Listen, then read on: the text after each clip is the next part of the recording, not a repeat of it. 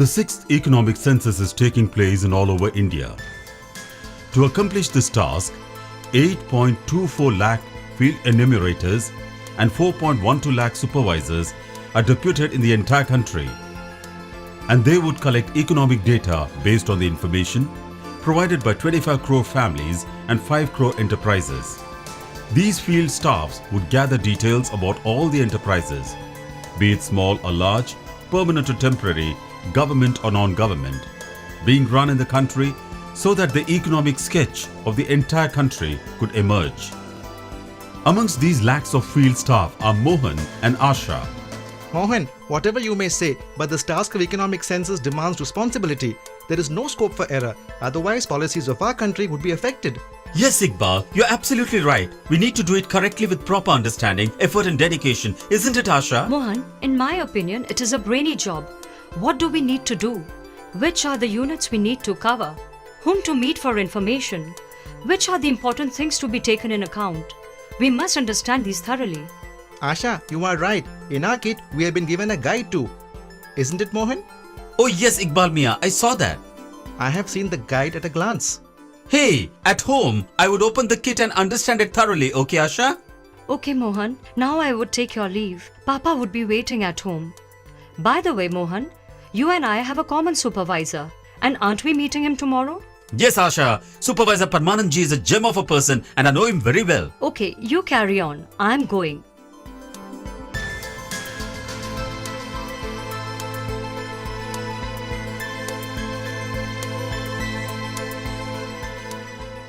Oh daughter, you have come. Have you finished all the work today itself? No, Papa. Today we all went to the office to collect our kits. We met many old colleagues and while talking to them it got late. Oh, I was just joking. Now tell me, what is this job? Papa, it's a government assignment. Door-to-door visit has to be done to get details of enterprises. And no offices? Yes, all. Offices, factories, shops, hotels, restaurants, showrooms, etc. We have to collect data of street vendors also. But farmlands, establishments engaged in public administration, defense establishments and embassies need to be exempted. It's a challenging work. But I am sure my daughter would accomplish this task with complete honesty. We'll read the guide, prepare well and do the job properly. Papa, how would we benefit from it? Son, not only we, but entire country would be benefited. The data gathered in this census would become the foundation of future schemes. The government would make policies for development of everyone. In one place, Mohan is explaining to his family about the sixth economic census, and in the other, Asha and her father are discussing the same topic. Both have understood that the objective of economic census is very broad, while the data collected by the enumerator and the supervisor from the village and the ward level would provide information about the business units and economic activities along with number of workers employed. From there, all the information would reach district level, and from there at the state level, then only a clear picture about the country's economic status can come forward. Planning Commission along with many ministries, government department, local panchayats, municipal corporation, district administration and industrialists can use the data for planning schemes for the development, and base data would be available for different surveys. In this connection, a directory of enterprises is also being developed where number of employees is 8 or more than 8. Daughter, this job is a service to Mother Nation. Right information is the fundamental basis of right decisions. If the data are correct, then only government schemes and economic policies would help the people. So I would say again, you must accomplish your work with complete dedication, sincere efforts and full honesty. Sure, Papa. Got the identity card. Here comes the guide. And here is the cardboards. Here, Mohan is talking of the kit which the enumerator and the supervisor has got. These items must always be with him during the economic census. There is a guide in the kit of every field staff which contains all the necessary information which would help them in the successful completion of the census. It contains all descriptive instructions, directions, operations, activities after the census and answers to all questions which can put the enumerator in a dilemma. Thus, it is essential that all field staff must make the guide their companion. Sir, we got 6 EB. Yes, sir, I have understood. First, I would explain to them all the 3 schedules along with important examples given in the guide. Then I will accompany them to the site to explain layout map and abridged house list. Sir, you don't worry. We would do this census with full dedication. Right, sir? Right, sir. Sure. Okay, sir. Good day. Good day, sir. Hello, sir. Hello, Asha. Come, sit. Sir, has Mohan not come yet? Oh, he must be coming. I got a call from DSO office. Recently, I attended one seminar on the 6th economic census. They were asking me about that. Sir, a good number of people would have attended that. Yes, supervisors and senior officers of all the districts, and yes, master trainer too. Hello, sir. Sorry, I got late in coming. Mohan, getting late is not good. Sit. Sir, you were telling about the master trainer to Asha. Yes, there they gave us some important information too. You have to understand the definition of establishment. This is a unit where people are engaged in their business activity with the help of money, time, and other resources. And the production of these units are being sold in the society. In layman language, they are doing their own business. The master trainer explained to Parmanand and other supervisors that in the economic survey, all activity inside the house or outside, be it tuition, beauty parlor, general store, tailor shop, vegetable shop, PCO to market, office, companies, factories, hotel, dhaba, tea stall, auto taxi stand, milk booth, and vendors selling their goods on streets. Repair mechanics, footpath vendors are also included in this. Even temple, mosque, gurudwara, church, and other religious places and NGOs would also be enumerated. Okay, sir, I got the point. We have to cover all the households, shops, offices, factories, and besides meet and gather information from all the persons who are doing any business or doing trading activity. One important thing, all staff of 6th Economic Survey must remember, in this survey, all establishment engaged in public administration, courts, offices of Ministry of Defence, Tax Office, embassies, consulates, international organizations such as United Nations and its agencies, and farmland would not be counted. Establishment involving in gambling and betting declared illegal by government would not be included in the survey, but government and private hospital, government and non-government school, bank, corporations and undertaking, etc., along with other offices would be enumerated. Also, such enterprises who in any of their products charge a rent or fee would also be enumerated. Practicing doctor, advocate, chartered accountants, tax consultants, property dealers, etc. would also be enumerated. On this topic, it is important to read and understand the information given in the guide. As we attempt to fill up the schedule 6A, things would become more clearer. Sir, EB layout map of the 2011 census and AHL list is given in our kit. What purpose would these serve? The master trainer explained this to us. All villages and towns have been divided according to 2011 census into EB. These EB are also used in the economic census. The layout map of the EB, which you have, gives you an insight of the area information along with help in identifying the establishment within its circumference.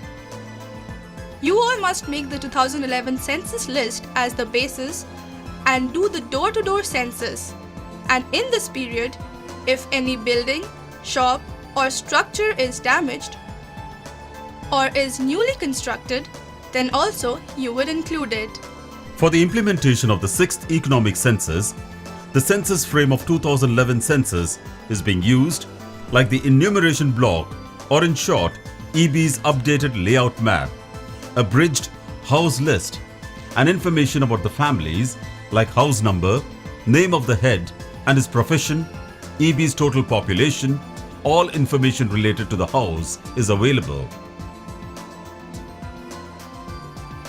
All this information would be helpful to the field staff of the 6th Economic Census. Sir, at the beginning the entries in Schedule 6A have to be filled according to 2011 Census Abridged House List. isn't it? Absolutely correct. Look into your kit. This is abridged house list of 2011. In this, there is a complete detail of the house number along with information like name of head of the family, is the structure or house residential or non-residential, or an office, factory or shop, etc., whatever it may be. Look at Schedule 6A. In this, the state, district, taluk, block, mandal, city or village, ward number and EB number, everything you would get in 2011 census list. If the EB is split into 2, then all the 5 columns need to be utilized. Yes, sir. This is the most basic and important schedule of economic census. Correct. Information of all types are taken into it. Absolutely correct. Now to fill it correctly is our work, isn't it, Mohan? Correct. Absolutely. Now in the Schedule 6A, we would start from side A and firstly, here in the box, write page number 1. Right, sir. Right. In the 6th economic census, 3 schedules would be used: 6A, 6B,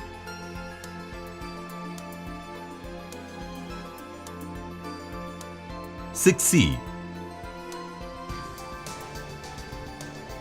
These schedules have been printed in 15 regional languages of the country. Schedule 6A has 26 columns. In column 2, 12, 14, 15, 16, 17, 18, 19 and 20, only code number needs to be filled. In the bottom of the schedule and in the upper column, code number have been mentioned. And from there, right code needs to be filled. Parmanand, Mohan and Asha are understanding how to fill these 26 columns.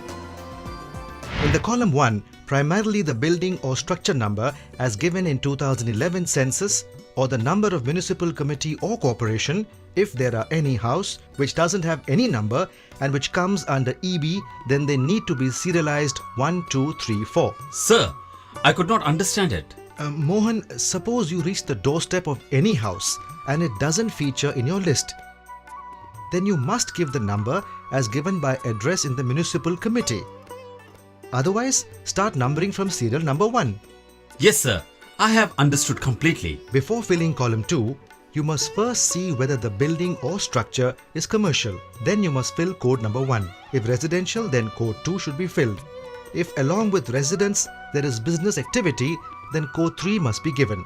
If it is vacant or damaged or inaccessible, then code 9 should be filled. Sir, the empty box below the column 2 is for what purpose? Mohan, you have asked a very good question. In this box, total of all the entries with code 1 need to be filled, meaning the total of all the entries in this page with code 1 need to be filled here. Sir, in the column 3, head of the family or owner of establishment needs to be clearly written. In column 4, total number of family members need to be filled. And in column 5, those members need to be entered who are on monthly wages, whether they are government servants or working with non-government organizations or enterprises like taxi drivers, domestic help, clerk, teacher, doctor, nurse, etc. Remember, in the house there would be children and students. Elderly persons and housewives must be counted in column 4.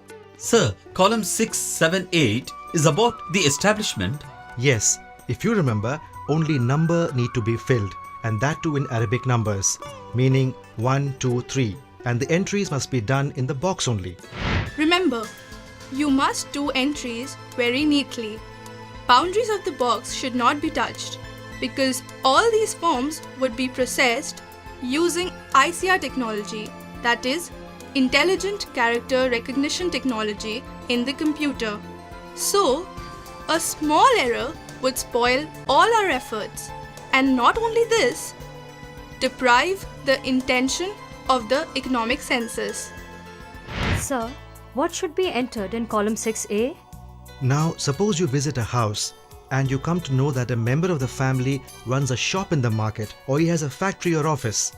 So, such establishments who have an address but outside the house and the establishment is within the EB or of another EB, the entry needs to be done in column 6 and input 0 in column 7 and 8.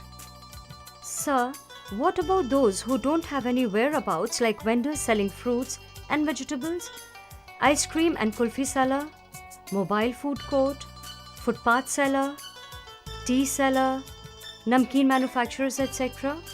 Would their entries be done in column 7? Absolutely correct. And what would be entered in column 8? Sir, numbers of establishments where the owner is running a business from his house itself, like office or shop. Absolutely correct. In column 9, the total of column 7 and 8 would be entered. What needs to be entered in column 10? In column 10, all the establishments recorded in column 9 which are associated with a particular household will be given a serial number starting from number 1, like mobile vendors and home-based establishments, papad, toys, beedi, biscuit, etc. Sir, I'm unable to understand. Look here, Asha. If in this house there is a beauty parlor and a general store, then in column number 9, total number would be written as 2. And then afterwards, beauty parlor in column number 10 would be serialized as 1 and general store would be serial number 2. And both entries would gradually come in line 1 and 2. Sir, what is the purpose of writing separately? Because both units would be mentioned in column 11 and then in schedule column all information will be recorded separately. And the datas would be mentioned in front of their serial number. Yes, sir. In column 11, what is the business and the type of activity needs to be clearly elaborated. Yes, right. In the 2 lines given here, you must give clear and complete information of the establishment.